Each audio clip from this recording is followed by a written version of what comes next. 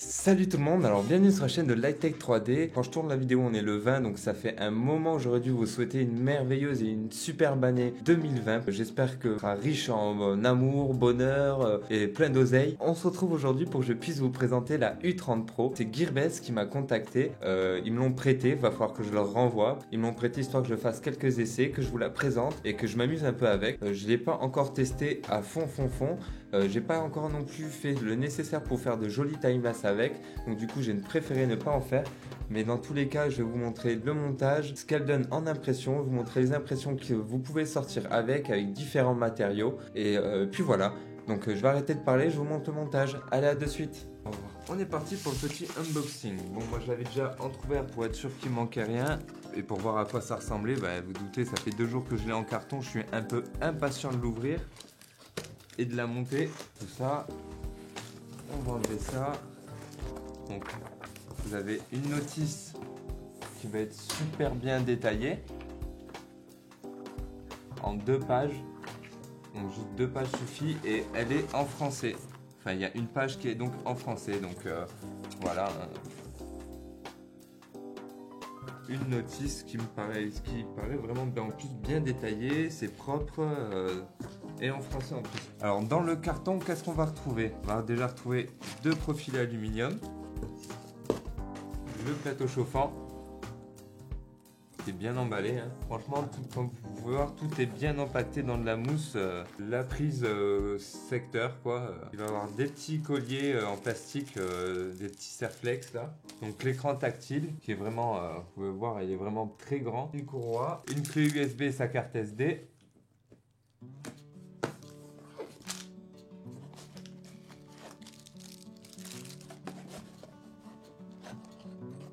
Un jeu de clés pour la montée, ça va être pratique. Les coupleurs, des vis, tout va. Vous voyez, tout est bien empaqueté, tout est étiqueté, donc on ne pourra pas se tromper. Les end-stop aussi, des vis, la clé, les petites roulettes pour le plateau et les ressorts et les vis. Donc tout ce qui est du plateau, donc le support de bobine, support bobine tout simple, hein, comme sur les Creality. Le châssis, donc comme vous voyez, il est déjà pré-monté avec tous les fils, la tête. Hop, comme vous pouvez le voir, il y a déjà la lime de montée, l'axe du plateau chauffant qui est monté également. Tout est déjà pré-monté.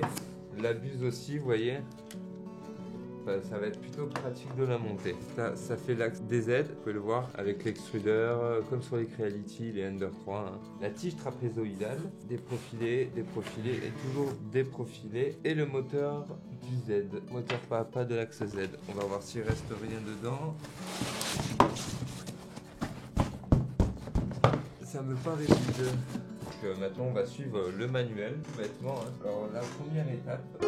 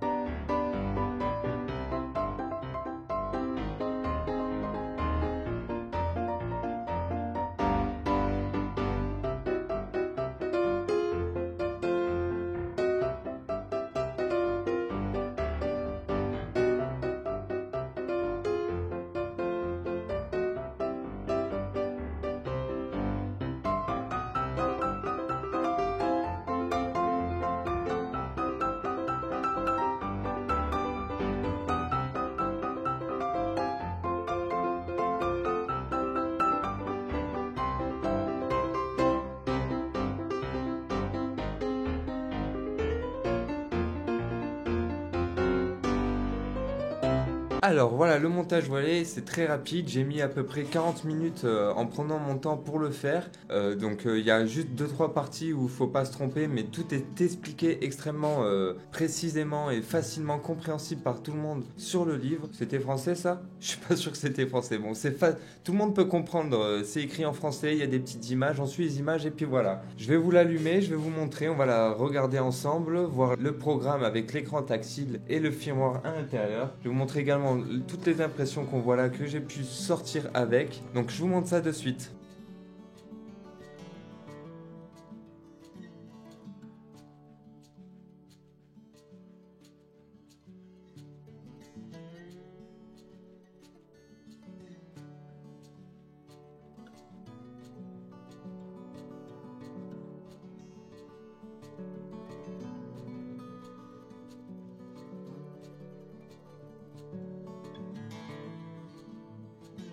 Je vais vous l'allumer, elle va faire un petit peu de bruit parce que c'est vraiment dommage, les moteurs ne font strictement aucun bruit, mais malheureusement c'est les ventilateurs, comme bien souvent dans les imprimantes, c'est celles qui font le plus de bruit. Donc comme vous allez pouvoir l'entendre,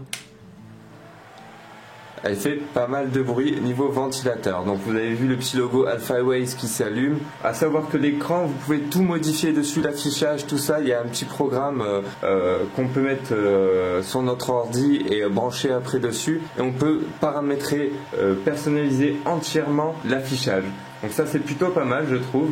Comme je vous dis, elle fait vraiment pas mal de bruit au niveau du ventilateur de la carte mère. Parce que si je les coupe, on entend beaucoup moins, mais malheureusement il fait pas mal de bruit quand même, vous voyez. Ensuite, donc au niveau de l'affichage, on va voir à peu près tout ce qu'on retrouve sur toutes les imprimantes, mais vraiment mieux détaillé. L'écran est vraiment très intuitif, les paramètres, je sais pas si vous voyez bien, température de la buse, température du plateau chauffant, vitesse du ventilateur, vitesse d'impression, et l'autre option, le flow rate, je me souviens plus comment on le dit en français, c'est multiplicateur d'extrusion, en gros c'est la quantité de plastique extrusé quoi. Ensuite vous allez avoir donc pour déplacer votre imprimante, donc ça vous connaissez tous hein, pour tout déplacer. En utilitaire vous allez avoir le bed leveling, ça je vais pouvoir vous le montrer, on va faire un petit leveling ensemble, c'est super. Et pour le filament, donc vous pouvez faire en cliquant sur PLA ou ABS, vous faites chauffer pour du PLA ou de l'ABS. Vous pouvez extruder un peu de plastique ou retirer le filament. C'est vraiment super. Et là donc vous avez les fichiers donc avec votre carte SD avec tous les fichiers dedans. Alors dessus il y a l'option reprise après coupure de courant et aussi détecteur de fin de filament. Donc ça c'est des options aujourd'hui, je pense que surtout pour une appellation dite pro, tu es obligé de mettre ça, et je pense qu'ils auraient même dû peut-être même un palpeur de plateau sur une appellation pro, ça aurait pas été je pense que ça aurait été pas mal un petit palpeur. Je vais vous montrer alors le bed leveling, donc comment ça se passe. Parce que je vais trouver ça vraiment très facile et super à faire quoi. Il suffit donc, vous voyez, de cliquer sur les points. Donc on va, mettons sur le 1. Donc il va faire un home sur le point X, Y et Z. Et on va pouvoir commencer à faire le palpage. Comme je vous ai dit, vous voyez, les moteurs sont très silencieux. On n'en entend même pas l'axe Z descendre. On n'entend strictement rien des moteurs, le seul problème c'est ce ventilateur qu'il faudra changer. Mais étant donné que l'alimentation est en 24 volts, si vous le mettez en Noctua pour avoir le même modèle, il me semble qu'il faut mettre un petit réducteur de tension 24 à 12 volts pour pouvoir installer un ventilateur Noctua qui sera très silencieux. Donc hop, il vient de faire son premier point, je peux glisser ma feuille dessous. Je vois que ça passe et on fait tous les points comme ça.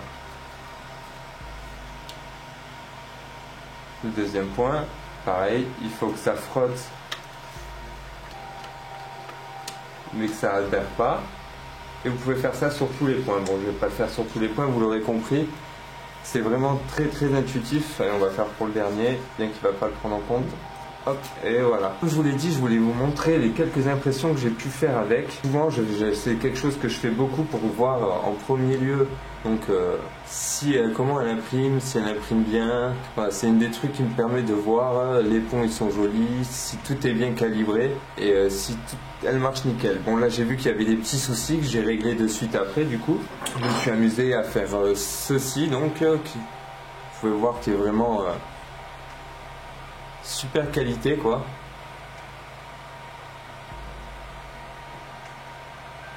également fait ceci en mode vase. Donc avec un filament violet transparent. C'est du PLA violet transparent, il est super aussi. Alors celui-là je l'ai fait avec le PLA de chez Francophile, le PLA blé. Celui-là c'est le bleu de chez Francophile aussi, je me souviens plus, je crois que c'est le bleu simple. Celui-là la marque je m'en rappelle plus. Bon bah c'est celui-ci mais il n'y a pas la marque Translucide Purple, voilà. Mais il n'y a pas la marque donc je m'en rappelle plus. Il y a ce verre-ci également qui vient de chez Francophile, qui c'est super bien imprimé, en plus super bien articulé. Hein. J'avais imprimé également ceci, c'est Olaf, vous l'avez tous reconnu. Donc voilà quoi, il a une très bonne qualité d'impression je trouve. La petite chemise, le petit verre que j'ai imprimé avec celui-là c'est je me rappelle plus, Evry, c'est du Gitex celui-là je crois, le Silk. Et j'avais également imprimé pour voir si avec la U30 on pouvait imprimer du TPU, donc un filament vous voyez flexible qui est vraiment j'adore ce filament. Celui-là c'est du Gitec aussi, du TPU de chez Gitec. J'ai trouvé plein d'utilités donc à ce filament flexible, ce TPU flexible quoi, pour faire des pièces articulées donc vous pouvez le mettre entre deux morceaux de plastique, vous imprimez du PLA après du TPU et du PLA, ça vous permet d'avoir une pièce flexible au milieu quoi, et j'ai trouvé ça vraiment pas mal quoi. Donc en plus le portable rentre nickel dedans, vous voyez, hop, pas eu de soucis, nickel. J'ai eu juste un souci d'impression, vous pouvez le voir là, je sais pas si vous le verrez. Voilà, parce que le paramètre de mon slicer n'était pas du tout prévu pour le TPU. C'est le paramètre que j'ai utilisé, le même paramètre que pour le PLA. Donc il faudra que je travaille un peu sur le paramètre du TPU pour cette machine. J'avais fait un petit cube de calibration aussi, vous voyez, pour histoire de voir. Et ce qui m'a permis de découvrir quelques petits défauts qu'on verra pas bien sûr à la caméra, mais que j'ai pu régler très facilement avec mon slicer. En sachant que j'utilise toujours S3D parce que jusqu'à présent c'est le slicer que moi j'utilise parce que c'est celui que je préfère. Il fait économiser en temps, il calcule beaucoup mieux les temps de trajet, les trajets, donc du coup il faut gagner énormément en temps, donc j'ai trouvé ça vraiment pas mal. Donc voilà. Pour l'AlphaWise U30, donc moi je suis super content de pouvoir vous la présenter sur la chaîne, donc n'hésitez pas à mettre à fond de commentaires pour me dire si l'imprimante vous a plu, si elle vous intéresse, si ça vous dit de l'acheter, si pas du tout, si pas du tout quoi. Enfin n'hésitez pas à me dire tout ça. Si vous voyez la vidéo ou que vous découvrez la chaîne, et bonjour, et n'hésitez pas à vous abonner, à activer la cloche des notifications pour être tenu au courant de toutes les prochaines vidéos, et puis ce sera super cool. Me suivre sur mes réseaux, à savoir que je fais énormément de posts Instagram, pas tous les jours mais pratiquement tous les 2 jours ou tous les 3 jours. Je fais toujours des posts Instagram, toujours dans l'impression 3D, hein, je vous présente pas ma vie parce que vous en avez rien à faire. Donc n'hésitez pas à partager cette vidéo en masse, j'espère qu'elle vous aura plu. Un grand merci à Gearbest, merci énormément de m'avoir fait confiance et de m'avoir envoyé cette imprimante. Vous inquiétez pas, je vous la renvoie en bon état, entière. Il n'y aura pas de souci pour ça. Puis au plaisir de retravailler ensemble. Si cette imprimante vous intéresse, bien sûr, les liens seront en bas dans la description.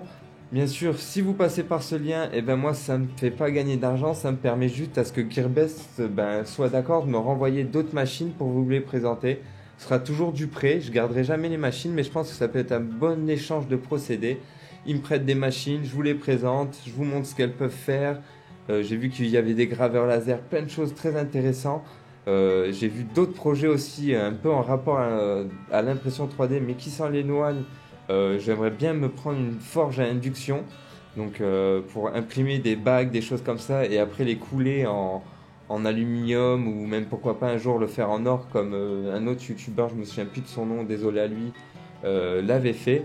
Je trouve ça doit être super sympa et très satisfaisant de se dire j'ai coulé moi-même ma bague en or quoi. Bref, donc ça c'est des projets qui sont à venir. Donc j'espère à Gearbest qu'ils vont continuer à m'appuyer et à me suivre. Et tout ça, c'est grâce à vous que j'ai cette imprimante. C'est un peu la vôtre. Hein, donc d'ailleurs, c'est carrément votre chaîne YouTube. Hein, c'est vous qui l'a créé, donc n'hésitez pas à voir si vous avez des idées de vidéos, des envies particulières, que je présente certaines choses ou quoi que ce soit, de me le marquer dans les commentaires. Je me ferai une joie de présenter, de peindre ou de faire ce que vous voulez pour vous. Ce sera avec joie que je le ferai. Donc je parle beaucoup, donc on va dire que la vidéo c'est terminé. On se revoit pour la prochaine vidéo qui sera, je vais essayer de me tenir à faire une vidéo par semaine, d'être assez carré sur ça. Et on se revoit donc à la semaine prochaine. À tchuss!